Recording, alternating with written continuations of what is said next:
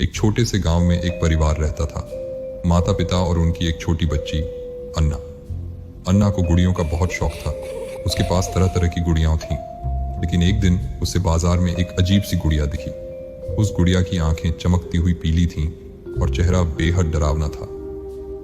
अन्ना को यह गुड़िया बहुत पसंद आई और उसने अपने माता पिता से उसे खरीदने की जिद की। गुड़िया घर आने के बाद से अजीब अजीब घटनाएं घटने लगीं। रात को गुड़िया की आंखें चमकने लगती और घर में अजीब सी आवाजें आने लगती। अन्ना के माता पिता ने सोचा कि यह उनकी कल्पना मात्र है, लेकिन एक रात उन्होंने देखा कि अन्ना अपने कमरे में नहीं थी।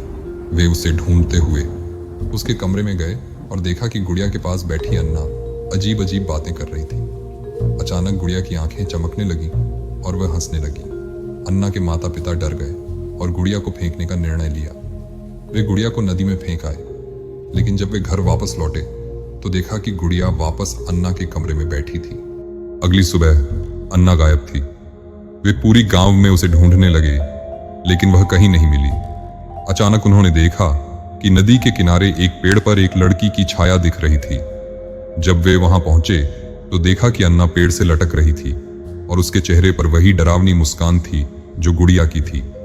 इस घटना के बाद से गांव में वह गुड़िया आज भी किसी न किसी के घर में दिखाई देती है और वह परिवार गायब हो जाता है। लोग कहते हैं कि वह गुड़िया किसी बुरी आत्मा से बंधी हुई है जो अपने मालिक को अपने साथ ले जाती है। क्या आप उस गुड़िया से मिलना चाहेंगे? शायद नहीं। यह कहानी सुनाने के बाद उस गांव में कोई भी अजीब सी गुड़िया खरीदने की हिम्मत नहीं करता। दोस्तों, कहानी अगर अच्छी लगी हो तो कमेंट जरूर करें और चैनल को सब्सक्राइब जरूर करें।